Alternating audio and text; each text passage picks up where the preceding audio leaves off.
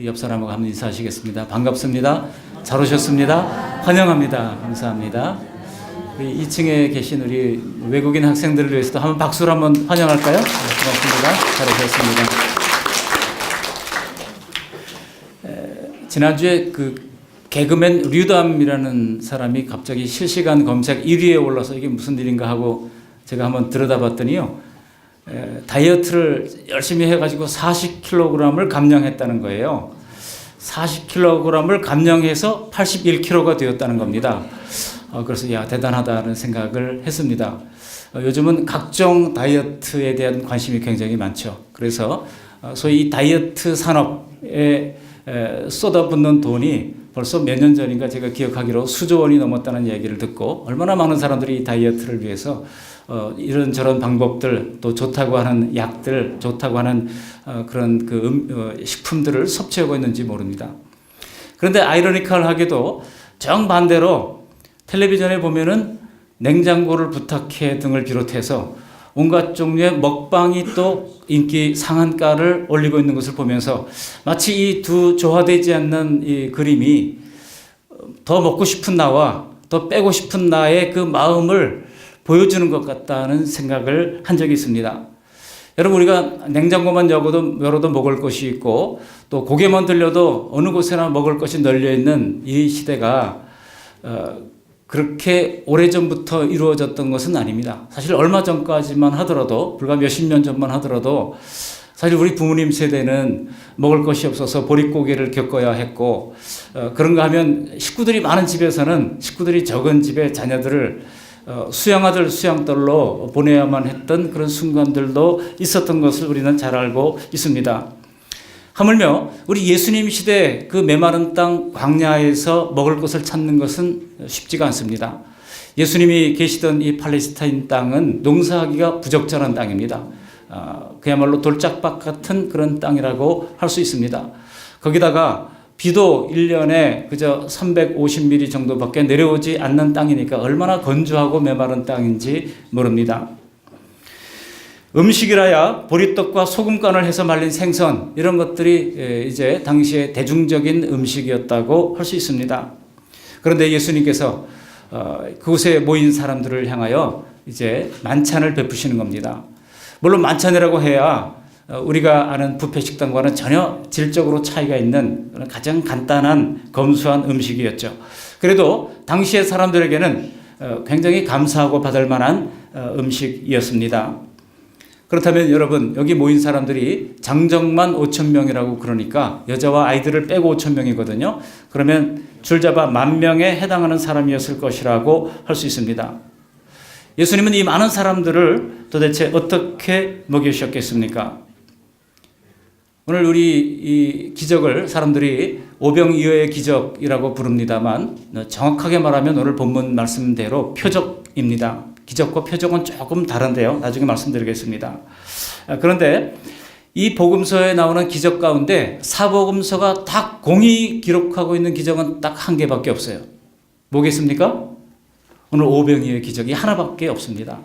다른 물 위로 걸은 기적, 혹은 이제 결혼식에서 물로 포도주를 만든 기적, 여러 가지 기적들이 많지만 사복음서가 전부 다 기록하고 있는 것은 오직 이 오병이어의 기적밖에 없다는 것입니다. 제가 마침 대학원에서 이 복음서 비교 연구를 했거든요. 그래서 이 복음서에 대한 내용이 누가복음은 이렇게 보고 있구나, 마가복음은 이렇게 보고 있구나, 마태는 이렇게 보고 있구나, 요한은 이렇게 보고 있구나, 제 머릿속에서 딱 그림처럼 정렬이 되어 있습니다. 그런데 사복음서가 다 기록하고 있다고 하는 사실은 이게 범상한 기적이 아니라고 하는 것을 우리에게 보여주고 있습니다. 그래서 이 기적을 기록한 요한은 14절에 보시면 기적이라고 그러지 않고 이것을 표적이라고 부릅니다. 표적이라고 하는 헬라 말로 세메이온이라고 하는데요. 이 단어가 누구를 지목하다라는 뜻도 있고 혹은 가리키다라고 하는 뜻도 있습니다. 그러니까 오실 메시아를 기대하고 있던 당시 사람들에게 예수님이야말로 오실 그 메시아라고 하는 사실을 지금 지목하고 있다고 하는 뜻입니다. 여러분, 오늘 이 표적을 통하여 예수님께서 우리에게 주시고자 하는 말씀을 세 가지로 함께 나누면서 은혜를 나누고자 합니다. 이 표적은 우리에게 보여주시는 것이 있어요. 무엇을 보여줍니까? 세 가지를 보여주는데, 첫 번째로 이 표적은 인간의 결핍을 불쌍히 여기시는 예수님을 보여줍니다. 사실 예수님은 음식 먹을 겨를도 없이 너무나 바빴어요. 사역이 너무나 바쁘다 보니까 제자들도 제대로 먹지도 못하고 예수님 따라다니면서 돕다 보니까 예수님께서 보니까 제자들도 너무 힘든 거예요. 그래서 우리가 잠깐 쉬어야 되겠다 하고 갈릴리 호수를 건너서 건너편 빈들로 가서 좀 쉬기를 원하셨습니다. 그런데 예수님이 간다고 하는 소식을 듣고 사람들이 더 빨리 움직여서 예수님이 가고자 하는 그 빈들에 먼저 진을 치고 앉아서 기다리고 있었던 겁니다. 요즘 유명한 부흥 강사들이 오면 사람들이 그렇게 쫓아다니는 경향이 있잖아요. 한때 강남 금식기도원에 1월 1일 되면 얼마나 많은 사람들이 인산인해를 이루었지만은 지금 요즘은 텅텅 비어 있어요. 다 어디로 갔나 했더니 전부 다 천마성 기도원에 가 있더라고요. 브라이언 박 목사님을 그렇게 추정하면서 따라다니는 그런 무리들이 천마성 기도원에 지금 다 가 있는 것을 봅니다. 마치 그런 모습을 좀 상상하면 좀 그림이 나오지 않을까 생각되는데요. 예수님을 향해서 그렇게 많은 사람들이 이제 쫓아다니게 된 겁니다. 예수님은 쉬기를 원했지만은 그 갈릴리 호수 건너편에서도 지금 쉴 곳을 찾지를 못하게 된 겁니다. 그러나 예수님은 보셨습니다. 이 사람들이 그 내면의 공허함과 갈증과 그리고 그 현실적인 그 결핍을 가지고 주님께 나왔음을 보시고 주님께서 불쌍히 여기셨다는 것입니다. 이 사람들은 어떤 사람들입니까? 당시에 로마 지배 치세 아래에서 하루 벌어서 하루 먹고 사는 가난한 사람들이었습니다. 어쩌면 오늘 일하지 못하면 내일 먹을 것이 없을 정도로 가난한 사람들도 많았을 것입니다. 그런데도 불구하고 예수님을 향해서 그들이 구름대처럼 몰려다니면서 찾아온 것은 왜 그럴까요? 더구나 어떤 사람은 3일 동안이나 집에 돌아가지도 않고 예수님을 따라다니는 사람들도 있었을 정도입니다. 대체 왜 이들이 이렇게 만세를 제쳐놓고 예수님을 따라다닌 걸까요? 그들에게는 희망이라고는 찾아볼 수 없는 참담한 현실이 혹시 달라질지도 모른다는 기대감을 가지고 있었던 겁니다.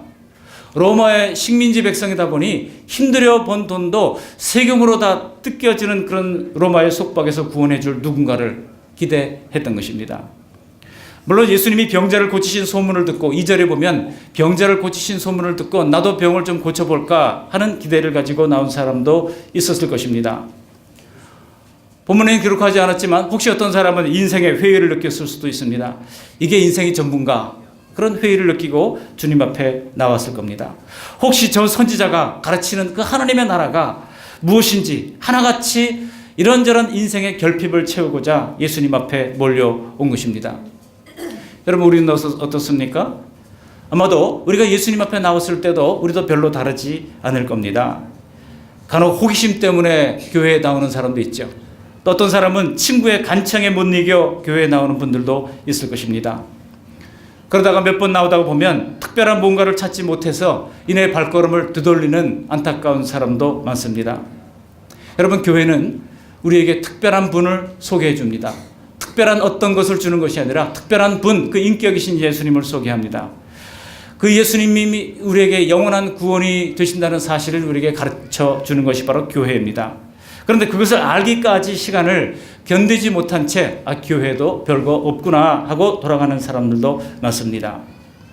그런데 오늘 우리가 이렇게 예배한다고 하는 것은 다 그런 단계를 넘어서 믿음으로 하나님의 자녀가 되는 은혜를 받았으니 얼마나 감사한지 모릅니다. 혹시 아직 그 단계에 이르지 못했더라도 그래도 우리가 교회에 출입할 수 있다는 것만으로도 어떤 종류든 우리의 간절한 기대와 목마름이 있기 때문일 것입니다. 그러므로 우리를 예수님께로부터 떨어져 나가지 않게 하는 그 결핍, 예수님으로부터 떨어져 나가지 않게 하는 그 목마름, 그리고 그 간절함, 이 모든 것이 복인 줄로 믿습니다. 왜냐하면 반드시 그로 말미암아 예수님의 영광을 볼 것이기 때문입니다. 우리 주님은 각자가 기대와 갈망을 안고 몰려오는 사람들을 물끄러미 바라보십니다. 그러면서 그들을 향해서 어떤 마음을 품으셨을까요?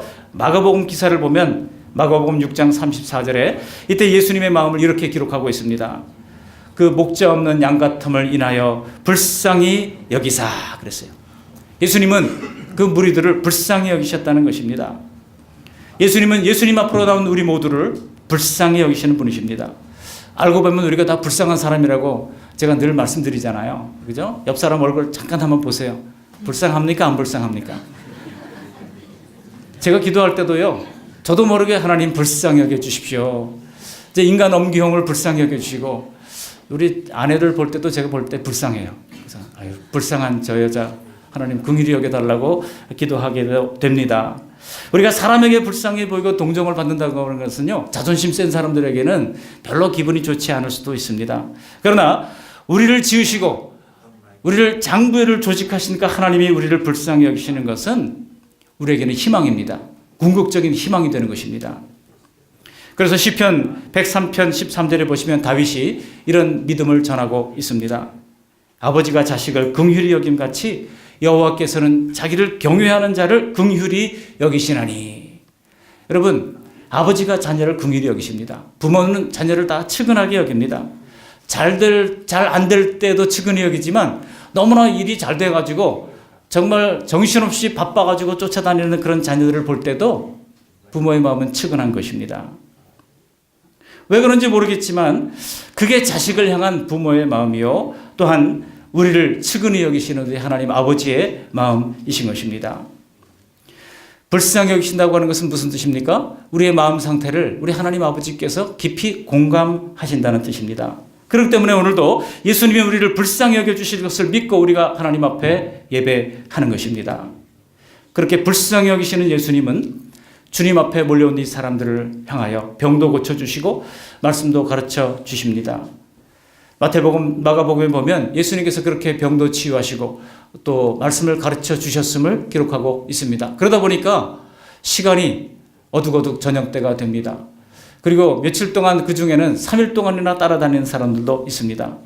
제대로 먹지도 못하고 그렇게 따라다녔던 사람들을 보면서 우리 주님께서 불쌍히 여기시고 그들의 허기짐을 아시고 그들의 배를 채워주시고자 작정하신 것입니다. 여러분, 우리가 살아가는 삶이 그렇게 녹록하지가 않습니다. 어쩌면 우리가 지난 주일 말씀 듣고 결심하고 그대로 살아봐야 되겠다 했지만은 어떻습니까? 지난 한 주 동안 믿음을 위해서 작정한 것을 어쩌면 하나도 제대로 지키지 못하고 쫓기듯이 살다가 교회에 나온 분들도 있을 것입니다.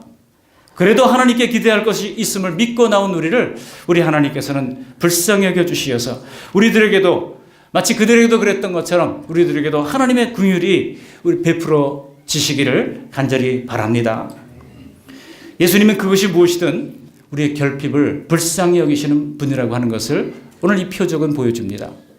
두 번째로 이 표적이 우리에게 보여주는 것이 있어요. 두 번째로 보여주시는 것은 예수님은 이 표적을 통하여 예수님은 우리를 불쌍히 여기시는 분일 뿐만 아니라 해결책도 주신다는 사실을 보여주십니다. 우리가 누구를 불쌍히 여기는 것, 그렇지만 우리가 해결할 수 없을 때 얼마나 안타깝습니까? 그러나 우리 예수님은 우리를 불쌍히 여겨주실 뿐만 아니라 해결책도 가지고 계시다는 거예요. 얼마나 다행입니까? 오병이어의 기적은 문제 해결자 되신 예수님을 증명해 주는 것입니다. 누가복음 9장 12절에 보시면 날이 저물어 가매라고 말씀하고 있습니다. 당시 상황은 이 마을에서 멀리 떨어진 비인들에서 이루어지고 있었습니다. 그래서 사람들은 지금 저녁을 굶고 있습니다. 오늘 본문 3절에 보면 산에 오르사라고 말씀하고 있는데요. 비인들과 산이 어떤 차이가 있을까 사람들은 생각하지만 여기 산이라고 하는 해당하다는 원어 성경의 말도 라마라고 하는 말이 사용되어졌어요. 여러분, 이스라엘 땅은 언덕이 많습니다. 그래서 이 언덕을 라마라고 부르거든요. 그러니까 산이라고 우리가 우리말 성경에 요한복음은 번역을 했지만 누가복음 기록대로 하면 그냥 빈 들일 뿐이에요. 그렇게 높은 언덕이 아니고 작은 그런 언덕들입니다. 우리가 영어에서 이제 등산을 한다고 그럴 때 한국 사람들은 참 등산을 좋아합니다. 그랬더니 영국 사람들이 깜짝 놀라는 거예요. 왜냐하면 영국 사람들에게 있어서 등산이라고 하는 것은 이제 밧줄을 가지고 장비를 가지고 뭐 아이젠을 신고 이렇게 하는 전문 등산하는 것을 클라이밍이라고 부르거든요. 근데 우리나라 사람들은 자꾸 그것을 이제 등산이라고 잘못 오해를 하는 경우가 많아요. 그 사람들은 그것을 트레킹이라고 그럽니다. 우리처럼 하는 것은 그냥 장비 없이 가볍게 산책하는 것을 트레킹이라고 그러잖아요. 근데 여러분 이스라엘을 가보면 그렇게 등산할 곳이 많지가 않아요. 전부 다 그냥 운동하시고 트레킹할 수 있는 곳입니다. 그리고 예수님께서 가셨던 곳도 그냥 그런 작은 언덕들이 많은 빈 들로도 이해할 수 있고 또 작은 산, 작은 언덕으로도 이해할 수 있는 그곳에 이제 자리를 펴고 말씀을 가르치고 병자를 고쳐 주셨던 것입니다. 거기에 예수님께서 이 사람들을 보시고 긍휼히 여기시면서 제자들을 더러 어떻게 했으면 좋겠느냐고 물으실 때에 마태복음 14장 15절 기사를 보면 제자들이 이렇게 제안을 합니다. 예수님, 무리를 보내어서 마을에 들어가서 먹을 것을 사 먹게 하소서. 그렇게 제안을 합니다. 그렇지 않아도 해결되지 못한 짐을 가지고 나온 사람들, 거기다가 당장 끼니도 해결할 도시락도 없는 상황 가운데 있는 사람들, 모인 사람들은 여전히 피할 수 없는 배고픔이라고 하는 결핍을 가지고 있는 사람들입니다. 그러나 우리 주님은 그 마음에 이미 이들을 먹여서 보내기로 작정하셨습니다. 그런데 이 문제를 우리 예수님은 혼자 해결하지 않으시고 제자들을 끌어들이시는 거예요. 누가복음 9장 13절에 보시면 심지어 제자들에게 너희가 먹을 것을 주라고 말씀하십니다. 너희가 먹을 것을 주라. 여러분, 인생이 참 힘들다고 하는 것을 우리가 다 아는 사실이지만 우리 인생을 더 힘들게 하는 것이 있습니다. 뭡니까? 우리가 내 문제도 힘들지만 거기다가 더 얹어서 다른 사람의 문제까지 우리가 짊어져야 할 때 우리 인생은 더 힘들게 됩니다. 나도 힘든데 내가 무시할 수 없는 내 가족, 내 이웃, 남들의 어려움이 우리와 무관하지 않을 때 그것마저도 우리가 져야 한다면 인생의 무게가 가중되는 것입니다. 우리는 마태복음 11장 28절 말씀을 좋아하잖아요. 수고하고 무거운 짐진 자들아 다 내게로 오라 내가 너희를 쉬게 하리라. 그런데 29절 30절 말씀을 모르는 경우들이 많아요. 여러분 그 뒤에 있는 29절 30절 말씀 뭐라고 말씀하고 있습니까? 내 짐이 있다는 거예요. 예수님께서 주시는 짐이 있대요. 예수님께서 주시는 멍에가 있다고 말씀하고 있습니다. 여러분 교회 나오면 모든 짐이 다 벗겨지고 참된 안식과 쉼만 있던가요? 신앙생활 하면서 우리가 집사가 되고 장로가 되고 권사가 되고 하면 얼마나 많은 짐들이 우리에게 주어지는지 모릅니다. 그래서 힘든 거예요. 그래서 직분자들이 쉽지 않은 것입니다. 그런데 우리가 예수님을 믿고 신뢰하면 주님께서 그 짐을 질 능력, 그 멍에를 질 능력을 주신다는 것이지 그 짐이 없어진다고 말하지 않았어요.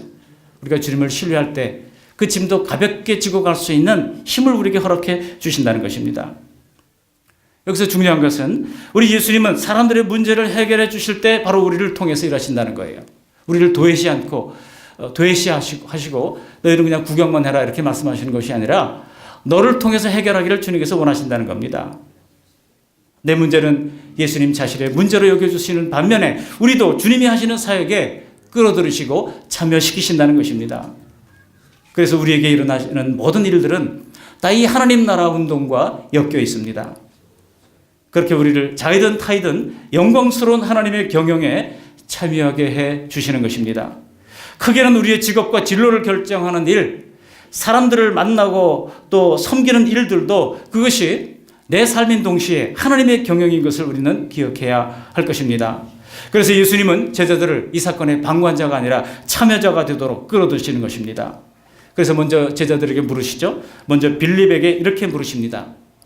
오늘 본문 5절 말씀 우리 다 같이 한번 다시 읽어보시겠습니다. 5절 예수께서 눈을 들어 큰 무리가 자기에게로 오는 것을 보시고 빌립에게 이르시되 우리가 어디서 떡을 사서 이 사람들을 먹이겠느냐 하시니. 우리가 어디서 떡을 사서 이 사람들을 먹이겠느냐. 여러분 무슨 뜻입니까? 이 말씀은요 예수님께서 이미 문제 해결을 마음속에 가지고 있다는 뜻입니다. 지금 이렇게 질문했다고 하는 것이 무슨 재직회를 통해 가지고 어떻게 할까 의논하자라고 하는 그런 의미가 아닙니다. 우리는 하나님께 의논하고 구하지만 하나님은 우리에게 답을 주시는 분일 뿐입니다. 주님은 이미 답을 가지고 계십니다. 그러나 하나님은 아브라함을 시험하듯 우리를 종종 시험하시는 것입니다. 그래서 5절 하반절에 6절에 뭐라고 그랬습니까? 6절에 말씀을 함께 읽어보실까요? 6절입니다. 이렇게 말씀하시면 친히 어떻게 하실지를 아시고 빌립을 시험하고자 하심이라 그랬어요. 우리 하나님은 우리를 때때로 시험하십니다. 주님께서 모든 답을 가지고 계시지만 우리의 믿음을 보시기 위하여 하나님께서는 때때로 우리를 시험하시는 것입니다. 그러므로 만약 하나님이 우리의 삶에 어떤 문제를 던지셨다고 하면 그 안에는 반드시 해답도 있음을 우리는 기억해야 할 것입니다. 그러나 우리는 예수님이 갖고 계신 해답이 보이지 않으니 자꾸 현실적인 계산만 하게 되는 거예요. 빌립이 어떤 계산을 했습니까? 7절 말씀 보시면 빌립이 이렇게 계산했음을 보여주고 있습니다. 우리 7절 말씀을 함께 읽어봅니다. 빌립이 대답하되 각 사람으로 조금씩 받게 할지라도 200데나리온의 떡이 부족하리이다. 이날 사람들이 모이는 숫자가 남자만 5,000명이라고 그랬습니다. 장정만 5,000명, 여자와 아이들까지 하면 좋게 10,000명을 넘을 것으로 추산을 하고 있습니다. 오늘날 화폐 가치로 따져볼 때 여러분 2,000원짜리 떡을 준다 할지라도 10,000명이면 얼마입니까? 2,000원짜리 떡을 10,000명에게 주면 얼마예요? 네? 잘 몰라요? 2,000만 원이잖아요, 그죠? 계산이 빠릅니다. 우리는 얼마나 이 계산이 빠른지 몰라요. 데나리온이라고 하는 것이 당시에 노동자 하루 품삯입니다. 그러니까 이게 적은 돈이 아니에요. 2,000데나리온도 부족할 거, 200데나리온도 부족할 거라고 지금 이 사람은 이야기하고 있습니다. 여러분, 빌립의 모습은 어떤 문제를 하나님께서 우리에게 주실 때 현실적인 계산만 하고 있는 전형적인 우리의 모습을 보여주고 있습니다. 우리는 종종 뭘 하기 전에 항상 지갑부터 열어봅니다. 그러나 빌립은 이미 물로 포도주를 만드신 주님을 만났던 사람입니다. 가까이 있는 곳에서 불치병도 치유하시는 그 예수님을 목격한 사람입니다. 폭풍 이는 바다 위를 걸어오시는 예수님을 목격했던 사람 아닙니까? 지금 바로 그 기적의 예수님이 눈앞에 계시건만 그 머릿속에는 계산 속에 함몰되어서 기적의 예수님은 전혀 고려되지 않고 있는 것입니다. 빌립이 그렇게 가까이에서 예수님을 모시고도 그러했다면 하물며 예수님을 만난 적도 없고 본 적도 없고 기록된 말씀을 통해서만 예수님을 아는 우리들은 어떻겠습니까? 그러나 빌립과 같은 방법으로는 문제를 해결할 수가 없습니다. 이때 해답이 없는 계산에 빠진 빌립과 제자들에게 예수님께서 해답의 실마리를 보여주십니다. 오늘 8절 9절 말씀 보시면 이렇게 얘기하고 있죠. 안드레가 한 아이에게 보리떡 5개와 물고기 2마리가 있을 뿐임을 보고를 하는 장면이 기록됩니다.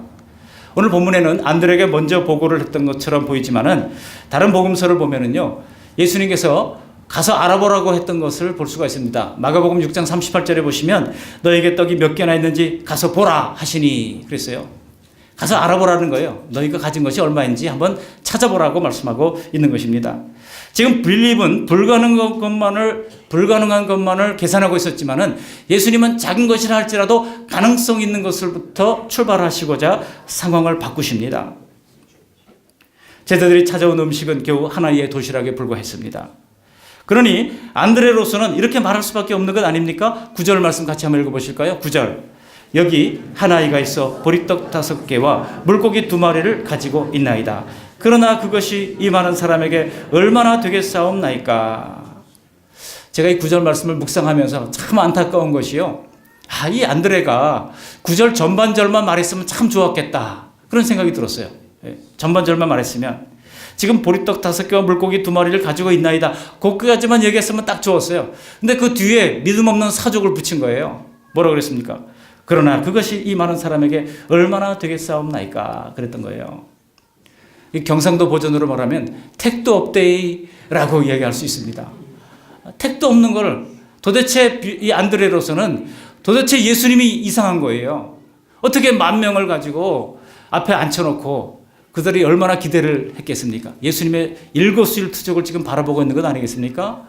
그런데 그것을 가지고 알아보라고 하니 지금 도시락 하나밖에 없습니다. 물고기 2마리가 그리고 보리떡 5개밖에 없습니다. 보고를 할 때 그 마음이 얼마나 참 의문스러웠겠습니까? 예수님이 이상한 사람처럼 느껴질 수도 있습니다. 여러분, 우리의 삶이 때로 이런 그 벽에 부딪히는 느낌을 가질 때가 있지 않습니까? 지금 우리 어르신들이 점점 많아지고 또 노인 인구 비율이 점점 많아집니다. 우리나라도 지금 이제 거의 노령화로 이제 다음 세대가 이제 실제로 인구가 줄어드는 그런 시대를 맞이하고 있는데요. 통계를 보니까 은퇴 이후에 노후의 대책이 준비되었다라고 하는 노년이 40%밖에 안 되더라고요. 나머지 60%는 아직도 노년이 됐지만 뭔가 무슨 일을 하든지 일을 해야 생계를 책임질 수 있다고 하는 그런 이야기입니다.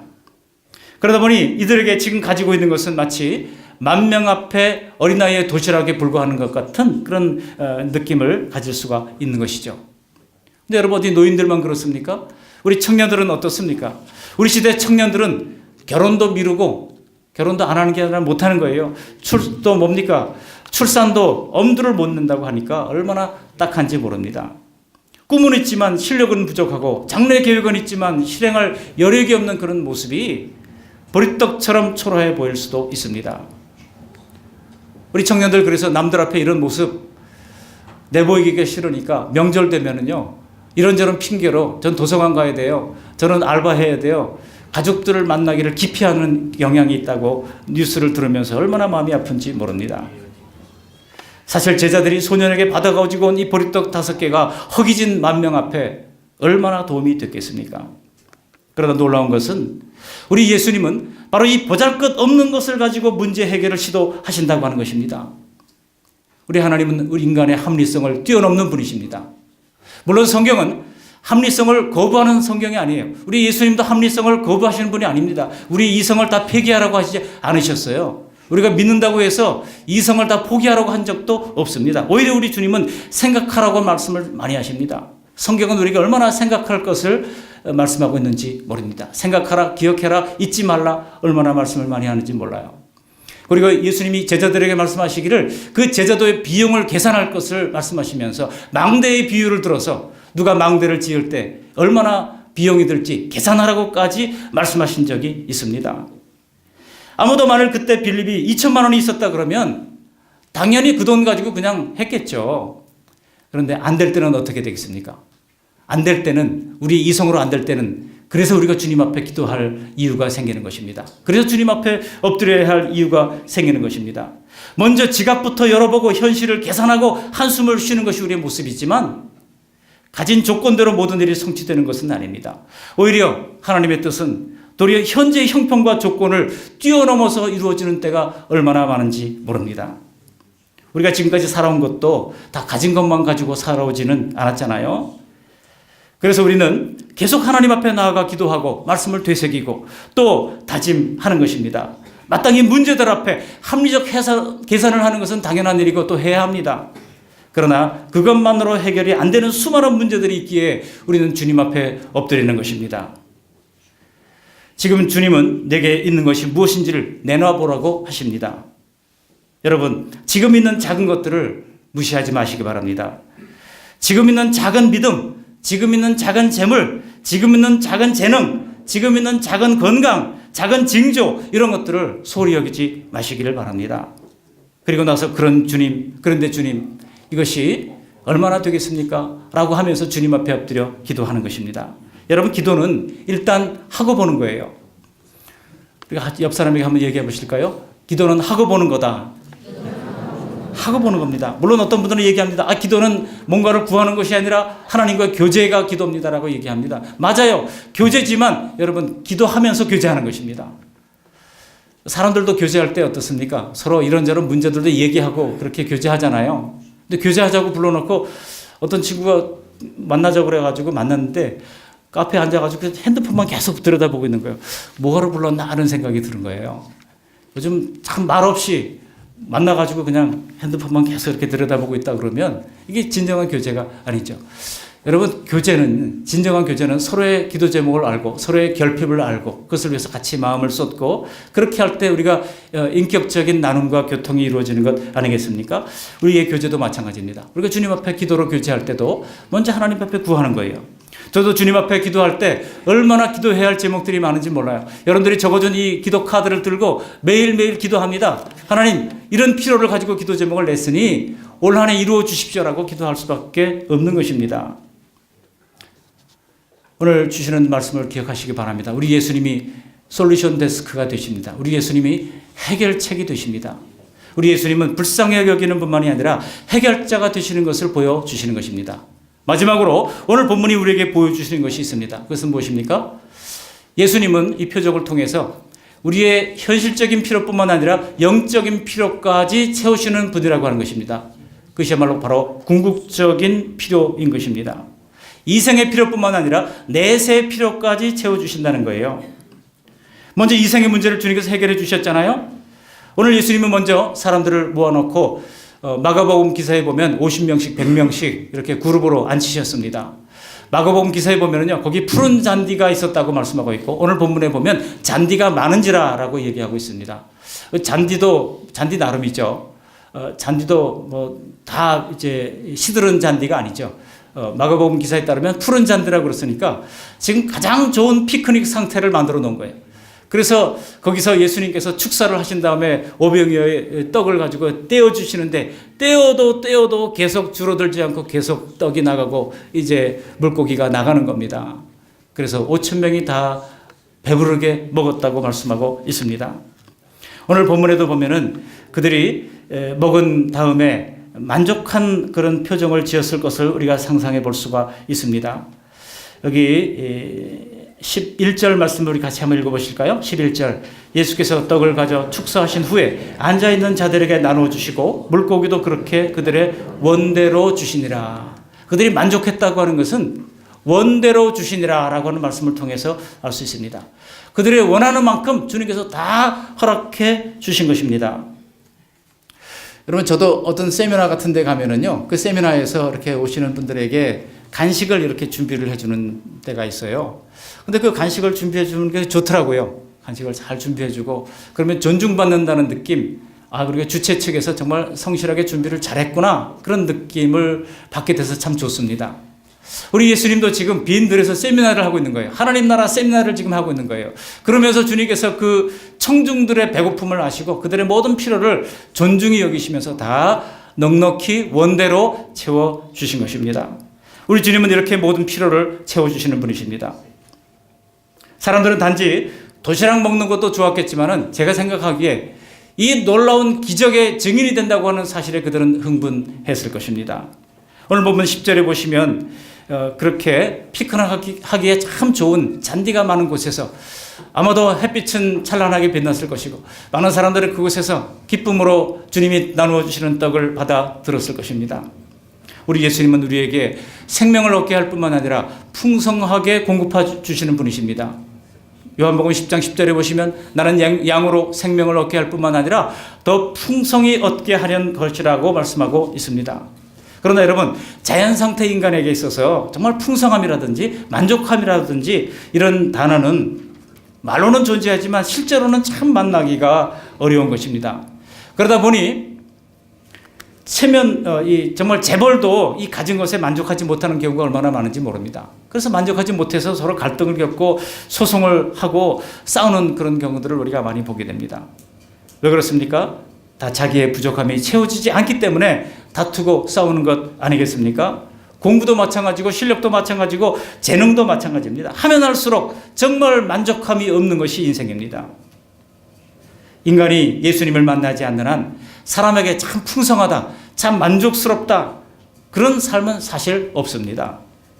그러나 우리는 주님께로 갈 때만이 주님께서 주시는 참된 만족과 참된 안식을 주신다는 것을 기억할 수 있기를 바랍니다. 우리 어린이들, 청소년들, 우리 청자년들, 그리고 우리 노년의 성도님들까지 모두 다 예수님께서 주시는 이런 풍성한 인생을 꼭 체험하며 사시기를 주님의 이름으로 축복합니다. 날마다 복 주시는 그 넘치게 만족스럽게 주시는 하나님의 은혜를 만나게 되시기를 바랍니다. 네, 여러분, 우리가 이 오병이어의 기적을 이렇게 실용적인 이유만으로만 봐서는 안 됩니다. 이 사건들 속에는 아주 깊은 영적인 뜻도 들어있는데 우리가 일어난 일들, 사건들을 우리가 또 묵상해야 되죠.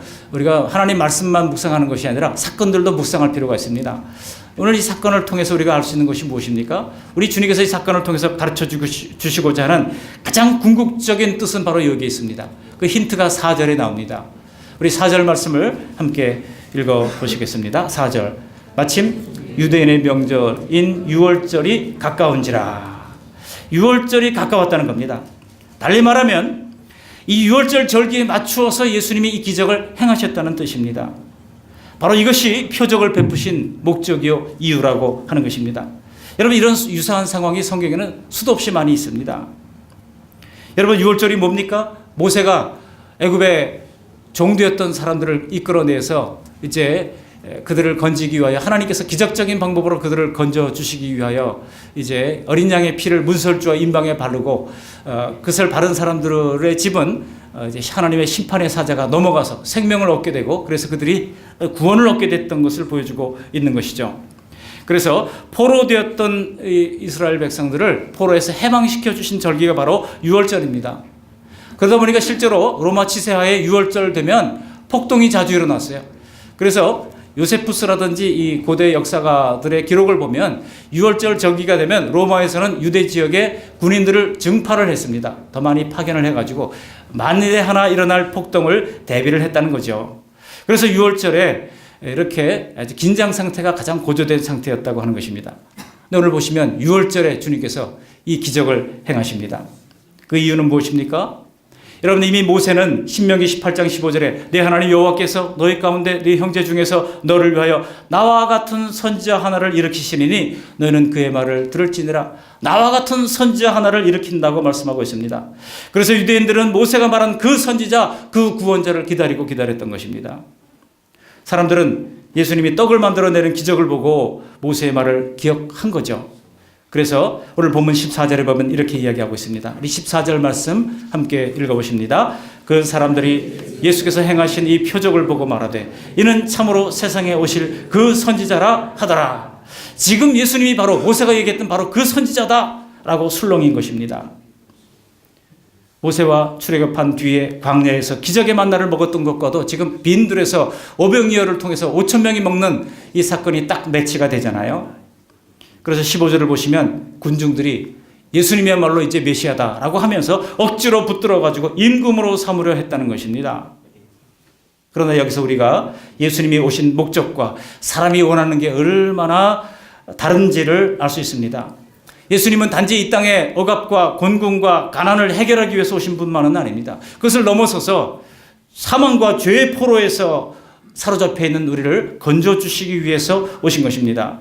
그래서 우리에게 영원한 자유민으로 하나님을 따르고 경배하는 진정한 하나님의 백성으로 살도록 우리를 초청하시고 위하여 오신 것입니다. 그래서 여러분 요한복음 6장이 얼마나 깁니까? 6장 나머지 부분들을 통해서 이 사실을 우리 예수님께서 차근차근 설명해 주시는 겁니다. 그래서 그 설명의 6장 마지막 부분에 보면 길게 이어지는데 예를 들면 이런 말씀을 하는 거예요. 우리 6장 35절 말씀을 우리 찾으셔서 함께 읽어보실까요? 6장 35절입니다. 예수께서 이르시되 나는 생명의 떡이니 내게 오는 자는 결코 줄이지 아니할 터이요 나를 믿는 자는 영원히 목마르지 아니하리라. 아멘.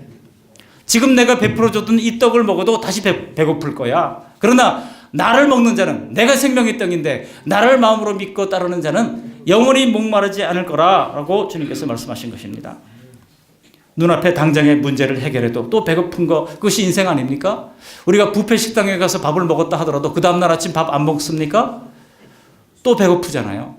인생의 결핍을 해결하고자 하는 모든 노력은 또다시 배고프게 되어 있는 것입니다. 그러나 나를 믿는 자는 영원히 목마르지 아니하리라 말씀하십니다.